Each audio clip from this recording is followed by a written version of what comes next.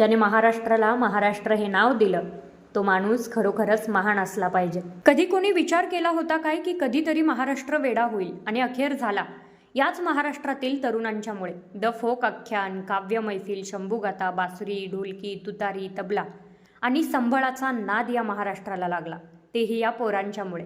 कोण कुठला मराठी पोरगा शंभूगाथा ऐकवतो आणि जगाच्या पाठीवरती राज्य करतो, त्या अभिमुंडेच्या ज्ञानानं महाराष्ट्राला वेडं केलं। हातात संबळ घेऊन मिशीवरती पीळ देऊन उतरले एक पोरग शंभूगर्जना ऐकवायला महाराष्ट्राला आणि राज्य केलं महाराष्ट्राच्या मनावरती या अभिजित जाधवने। आणि ज्याच्या गाण्याच्या ठेक्यावरती संबंध महाराष्ट्र नाचला तो एक नाचवणारा गाथाकार अमू जाधव, याचं वेड लागलं महाराष्ट्राला, म्हणून महाराष्ट्र वेडा झाला।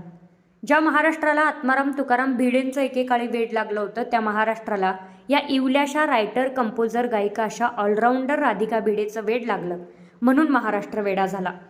कवितेच्या जगात शांत झालेल्या महाराष्ट्रात अचानक एक पोरगा आला आणि पुन्हा तोच सागर, पुन्हा त्याच लाटा गुणगुणला। तर एक जण एवढंच माझं ऐकशील का, फक्त थोडा वेळ थांबशील का, हे गुणगुणला।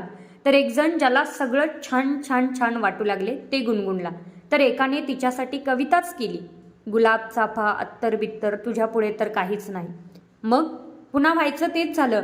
समुद्राला नकारणारा अविनाश काठवटे, काळाने किती शिशीर सोसलाय याची आठवण करून देणारा सारंग पांपटवार, ज्याला सगळं छान छान छान वाटतो तो नैनेश तांबे, आणि तिला तुझ्या पुढे तर काहीच नाही म्हणणारा अपूर्व राजपूत, या वेड्या कवींच्या अक्षर अक्षरने महाराष्ट्राला वेड लावलं आणि महाराष्ट्र वेडा झाला।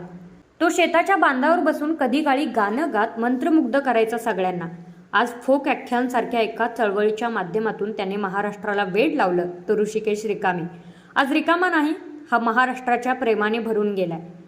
याच्या मागे पण महाराष्ट्र वेडा झाला। पुष्पाच्या पाठीमागे वेड्या होणाऱ्या या देशात संगीत देवबाभळीचं वेड लागलं। जाती धर्मावरून राजकारण चालणाऱ्या या जमान्यात निर्भीडपणे बोलणारा सखाराम भाईंदर पुन्हा एकदा जागा झाला। सरकारच्या विरोधात बोलायचं नाही असं म्हणून कधी काळी मूग गिळून गप्प बसणाऱ्या या जनतेमध्ये रविराज साबळेसारखा एक मुलगा उठून उभा राहिला आणि बोलण्याचं सामर्थ्य जनतेला दाखवून दिलं।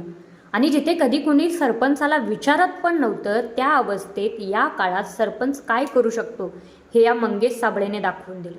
2025ने खूप काही दिले हो, नावं बरीच आहेत, कलाकार खूप आहेत, रिअल हिरो खूप आहेत, सर्वांनी वेड लावलं महाराष्ट्राला। या महाराष्ट्राला विनंती करते, अजून उरलं असेल वेडं व्हायचं तर आत्ताच होऊन घ्या। ही पिढी, नवा इतिहास घडवणारी पिढी महाराष्ट्राला लाभलेली आहे। म्हणून तर मी नेहमी म्हणते, ज्याने महाराष्ट्राला महाराष्ट्र हे नाव दिलं तो माणूस खरोखरच महान असला पाहिजे।